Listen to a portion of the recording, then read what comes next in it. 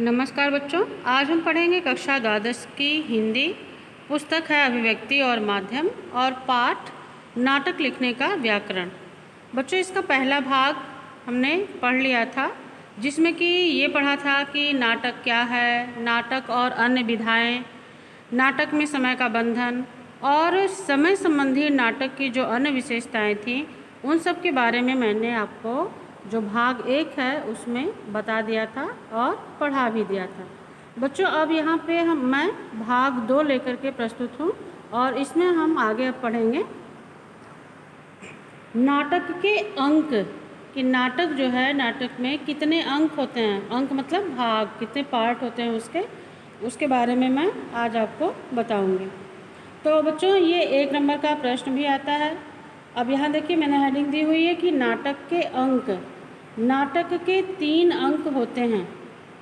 अंकों की संख्या को ध्यान में रखकर भी समय विभाजन करना आवश्यक होता है। बच्चों, कोई भी नाटक कितना बड़ा होगा और उसकी समयावधि क्या होगी, यह नाटककार को ध्यान में रखना चाहिए। तो इस तरह से अगर कोई नाटक है तो उसको 3 भागों में विभक्त कर दिया और उसके 3 अंक कर दिए और उसके अनुसार ही उसके दृश्य, उसका संवाद, पात्रों की जो भूमिका है आदि को सब पहले से ही जो है वो सेट करके रख लिया। भरत मुनि द्वारा लिखित नाट्य शास्त्र में नाटककारों से यह अपेक्षा की गई है कि नाटक के हर एक अंक की अवधि कम से कम 48 मिनट हो। तो ये बच्चों, एक प्रश्न यहाँ भी आपका लघु प्रश्न बन गया कि भरत मुनि द्वारा लिखित नाट्य शास्त्र में जो है प्रत्येक नाटक की अंक की अवधि कितनी रखनी चाहिए। तो उत्तर हो जाएगा 48 मिनट। तो यहाँ देखिए बच्चों, यहाँ तक हमने ये पढ़ा कि नाटक के कितने अंक होने चाहिए। नाटक के 3 अंक होने चाहिए और अंकों की संख्या को ध्यान में रख कर के ही समय का विभाजन करना चाहिए। जैसे मान लीजिए 1 घंटे का अगर नाटक है तो 1 घंटे को 3 भागों में विभक्त कर देना चाहिए। हालांकि नाट्य शास्त्र के जो प्रणेता हैं, जो भरत मुनि जी हैं, उन्होंने एक नाटक की जो समयावधि रखी है वो 48 मिनट रखी है। तो 48 मिनट को 3 भागों में, अब अगर 48 मिनट को 3 भागों में हम विभक्त कर लेंगे तो उसी के अनुसार फिर हम नाटक प्रस्तुत करेंगे। इस तरह से उसके दृश्य और उसके संवाद आदि को हम पहले से उसमें अंक के अनुसार बना लेंगे। अब दूसरा है यहाँ पे हेडिंग बच्चों, नाटक का शरीर जो है वह किसे कहा जाता है, शब्द को। तो यहाँ लिख दिया मैंने कि शब्द नाटक का शरीर।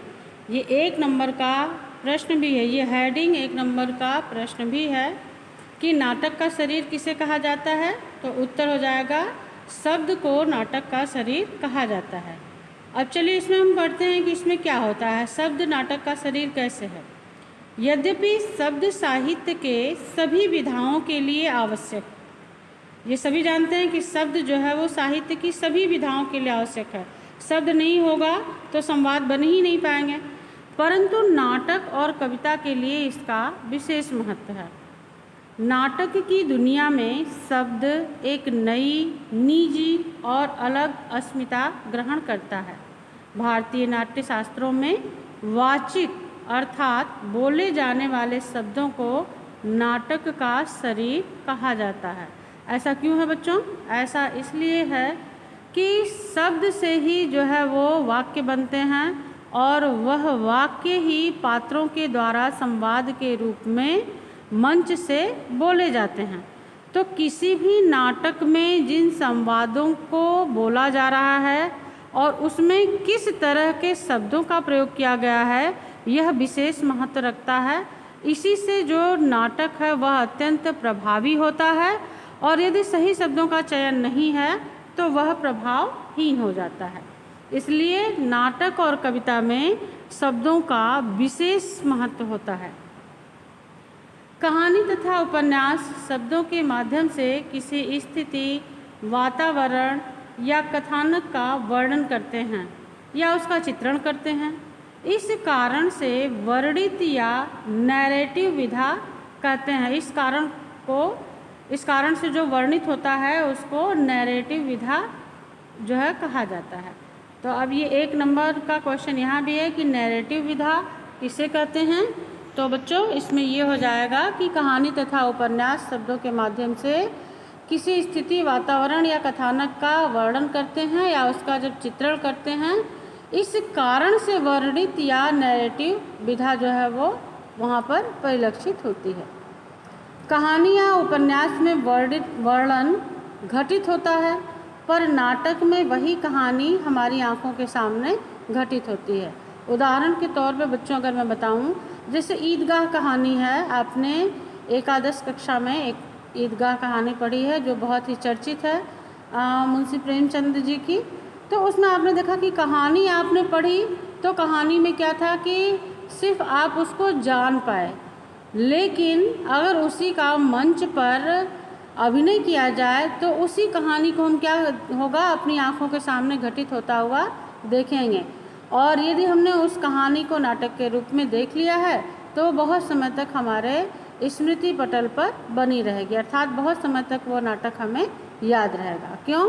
क्योंकि दृश्य का, देखे हुए चित्रों का हमें जो है वो बहुत अधिक समय तक स्मरण रहता है। नाटक और कविता, अब ये क्या है, नाटक और कविता में क्या होना चाहिए? तो कविता के लिए शब्द विशेष महत्व रखते हैं। यह शब्द बिंब और प्रतीक में बदलने की क्षमता रखते हैं। बच्चों ये मैंने पहले आपको जो चैप्टर पढ़ाया है कि कैसे बनती है कविता, उसमें मैंने शब्द, बिंब और छंदों के बारे में आपको बता दिया है।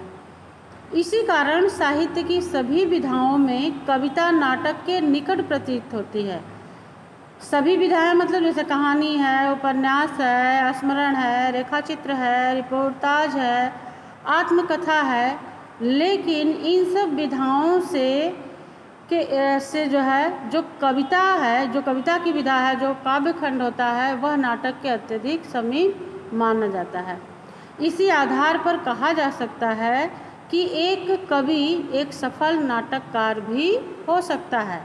यानी कि उसका एक व्यक्ति जो है, यदि वो कवि है, वो काव्य रचनाएं करता है, तो काव्य रचना कैसे हो सकती है, कोई कविता कैसे लिख सकता है? जब उसे उस परिस्थिति का, उस परिवेश का खुद जब अनुभूति होती है, सहानुभूति होती है, तब वो अपनी उस अनुभूति को शब्दों के माध्यम से उकेरता है, जो कि कविता का रूप ले लेती है।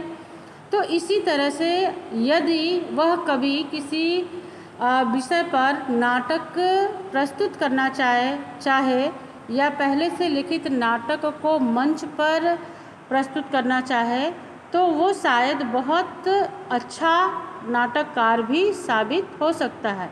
यानी कि एक कवि जो है वो अच्छा नाटककार भी हो सकता है। क्यों? क्योंकि उसमें शब्दों के चयन की क्षमता, बिंबों की क्षमता अत्यधिक होती है। अब बच्चों यहाँ पे है नाटक के तत्व। नाटक के कौन कौन से तत्व होते हैं? तो यहाँ मैंने सिर्फ पॉइंट्स लिख दिए हैं और उसके बारे में आप आसानी से समझ जाएंगे।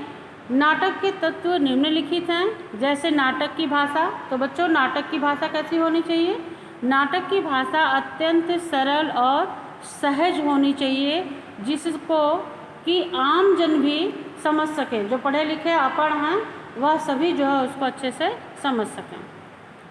अगला पॉइंट है नाटक और उसका कथ्य, यानी कि जो नाटक हम प्रस्तुत कर रहे हैं उसका कथ्य क्या है, उसका कथानक क्या है, उसमें कौन सी कहानी है, यह स्पष्ट होना चाहिए। अधिकांशतः नाटक जो है आप देखेंगे कि पौराणिक कथाओं पर जो है वो आधारित होते हैं। जो साहित्य में अधिकांश नाटक हैं वो पौराणिक कथाओं पर आश्रित होते हैं। तो अब जो मूल कहानी है वो कैसी है और उसको नाटक में परिवर्तित करते समय हमें क्या ध्यान देना चाहिए, उसका भी जो है अध्ययन अच्छी तरह से नाटककार को करना चाहिए और उसका ध्यान भी रखना चाहिए। जो कहानी है वह उलझाऊ न होकर के, बल्कि वह क्रमिक कहानी का विकास होगा अगर नाटक में, तभी वह सही ढंग से दर्शकों के सामने अपना जो महत्व है वो छोड़ पाएगी और उसका नाटक का जो उद्देश्य है वह वहाँ पर स्पष्ट हो पाएगा। नाटक में संवाद, बच्चों नाटक में संवाद सबसे महत्वपूर्ण है। अगर आपको बता दें कि कोई भी नाटक आप कर रहे हैं, जैसे मंच पे आप जाते हैं ना, मान लीजिए कोई भाषण देने आप जा रहे हैं, किसी विषय पे भाषण देने जा रहे हैं, तो उसमें जो शब्द होते हैं वह कैसे हैं, वह श्रोताओं को बहुत अधिक आकर्षित करते हैं या नीरसता प्रदान कर रहे हैं, वो संवाद से पता चलता है। तो नाटक में जो संवाद हैं वह बहुत लंबे नहीं होने चाहिए। ये नहीं कि 4 लाइनों का एक संवाद है तो इतना लंबा, फिर दर्शक उसको सही से उसका भाव समझ नहीं पाएंगे।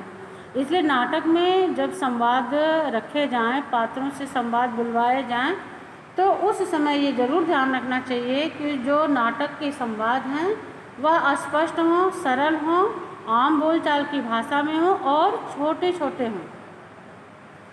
अगला पॉइंट है संवाद की विशेषताएं। जो मैंने अभी बताया कि संवाद की विशेषताएं हमने पहले भी आपको बता दिया है कि संवाद की विशेषताएं ये होती हैं कि जितना अच्छा आपका संवाद श्रोताओं के समक्ष पात्रों के माध्यम से प्रस्तुत होगा, उतना ही अच्छा वह नाटक जो है वो लोगों को अपनी तरफ आकर्षित करेगा। इसलिए नाटक के संवाद में जो है सबसे ज़्यादा क्या होना चाहिए, उसमें स्वाभाविकता होनी चाहिए और वो सरल होना चाहिए, सहज होना चाहिए, वह दर्शकों के मर्म को छू सके ऐसा होना चाहिए। मान लीजिए बेटी बचाओ बेटी पढ़ाओ का नाटक आप प्रस्तुत कर रहे हैं। अब अगर वहाँ पर नाटक प्रस्तुत करते समय उसमें संवाद स्वाभाविक नहीं है तो निश्चित है कि वो दर्शकों को अपनी तरफ आकृष्ट नहीं कर पाएंगे। और उसकी भाषा भी कैसी होनी चाहिए, जो हर एक तबके का व्यक्ति उसको समझ सके, चाहे वह पढ़ा लिखा हो या नहीं पढ़ा लिखा हो। तो इसलिए स्थिति और परिवेश की मांग के अनुसार जो स्वाभाविक हो ऐसे ही संवाद जो है नाटक में रखने चाहिए। और ऐसे में ही जो दर्शक हैं उनमें जो वो संवाद संप्रेषित होता है उसको समझने में कठिनाई नहीं आती। तो इसलिए जो है नाटक में जो संवाद हैं वह सहज और स्वाभाविक होने चाहिए, छोटे छोटे होने चाहिए। और अगर आप देखेंगे तो जयशंकर प्रसाद, मोहन राकेश, जगदीश चंद्र माथुर, धर्मवीर भारती आदि नाटककारों के नाटकों में ऐसी ही भाषा की विशेषता देखी जा सकती है। और इससे लाभ क्या होता है, इससे उस नाटक को जो दर्शक हैं, जो श्रोता हैं, वो आसानी से समझ जाते हैं और उस नाटक का पूरा आनंद उठाते हैं। अगला पॉइंट है नाटक में चरित्र और संवाद का महत्व। तो बच्चों संवाद का महत्व तो हमने बता ही दिया। अब चरित्र मतलब पात्र, वह पात्र जो भी उसका अभिनय कर रहा है जो व्यक्ति, वह जिस व्यक्ति, मान लीजिए अभिज्ञान शाकुंतलम है तो उसमें अब शकुंतला का यदि कोई रोल कर रहा है, कोई शकुंतला नाम का पात्र बना हुआ है, तो वो कैसा होना चाहिए, उस पात्र में शकुंतला की झलक आनी चाहिए, तभी जो है वो सही ढंग से दर्शकों के सामने अपना प्रभाव छोड़ पाएंगे। और उन्हीं के अनुसार जो है वो संवाद भी होना चाहिए। नाटकों, अगला पॉइंट है नाटकों का शिल्प और संरचना। तो बच्चों नाटकों का शिल्प और संरचना के अंतर्गत आप देखेंगे कि शिल्प की दृष्टि से तो कई विकल्प मौजूद हैं। अब जैसा नाटक होगा, मान लीजिए अभिज्ञान शाकुंतलम नाटक है तो जैसा उसका ढांचा है, जैसी उसकी पारिभाषिक शब्दावली है, उसके अनुसार अगर नाटक प्रस्तुत करेंगे तो वो नाटक जो है वो शास्त्रीय नाटक के अंतर्गत आ जाएगा। क्यों? क्योंकि उसमें उसी तरह की भाषा का प्रयोग किया गया है।